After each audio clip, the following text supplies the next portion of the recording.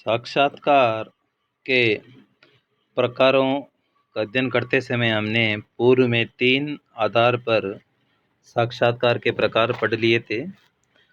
इस वीडियो में हम अध्ययन पद्धति के आधार पर साक्षात्कार के कौन कौन से प्रकार हैं वो देखते हैं।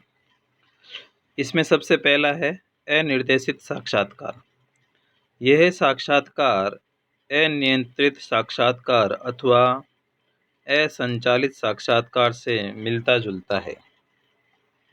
इस प्रकार के साक्षात्कार की एक विशेषता यह भी होती है कि साक्षात्कारकर्ता किसी पूर्व निर्मित अनुसूची के आधार पर प्रश्न पूछता है, वरन अव्यवस्थित रूप में मनगढ़ंत प्रश्नों को पूछता चला जाता है और उत्तरदाता उनका उत्तर देते हुए आगे बढ़ता है।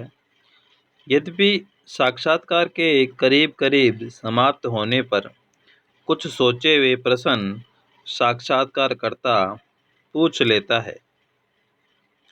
यदि विस्तृत रूप से देखा जाए तो अनिर्देशित साक्षात्कार और अनौपचारिक साक्षात्कार लगभग एक समान ही है।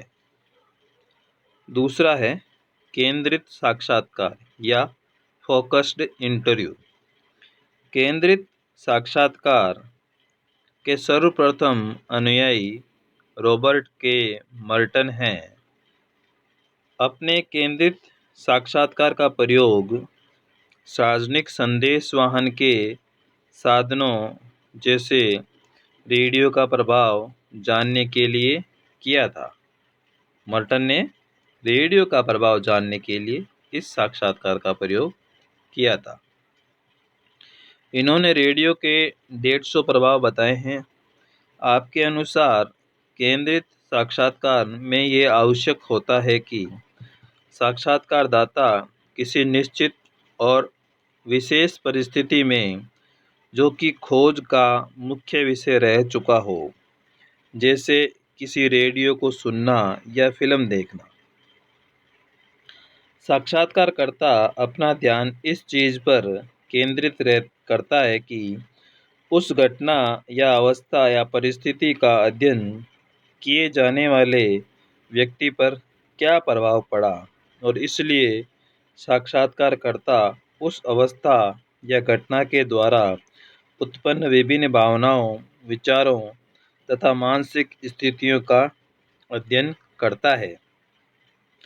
यद्यपि इस प्रकार के साक्षात्कार में भी साक्षात्कार निर्देशिका की सहायता ली जाती है, फिर भी ये साक्षात्कार अधिक स्वतंत्र वर्णन के रूप में होता है और इसीलिए इस प्रकार के साक्षात्कार का प्रयोग प्राय नए आविष्कारों का समाज में क्या क्या प्रभाव पड़ा के अध्ययन हेतु किया जाता है। तीसरा है पुनरावृत्ति साक्षात्कार, रिपीटेटिव इंटरव्यू। समाज निरंतर परिवर्तनशील है, परंतु कुछ परिवर्तन ऐसे भी होते हैं जिनका कि समुदाय पर प्रभाव एक ही दिन या अल्पकाल में स्पष्ट परिलक्षित नहीं होता है। इस प्रकार के प्रभावों का अध्ययन एक बार के साक्षात्कार से समय तत्व का प्रभाव नहीं जाना जा सकता है। इसलिए बार बार साक्षात्कार प्रविधि को काम में लिया जाता है। इसी कारण इसे पुनरावृत्ति साक्षात्कार कहा जाता है।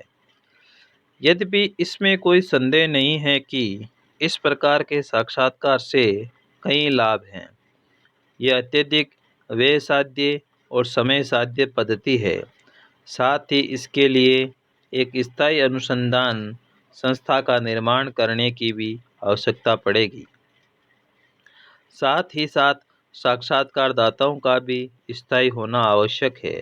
साथ ही उनकी संख्या भी सीमित होनी चाहिए। फिर भी ये स्वीकार करना ही पड़ेगा कि सामाजिक अनुसंधान के अंतर्गत पुनरावृत्ति साक्षात्कार एक विशिष्ट पद्धति है।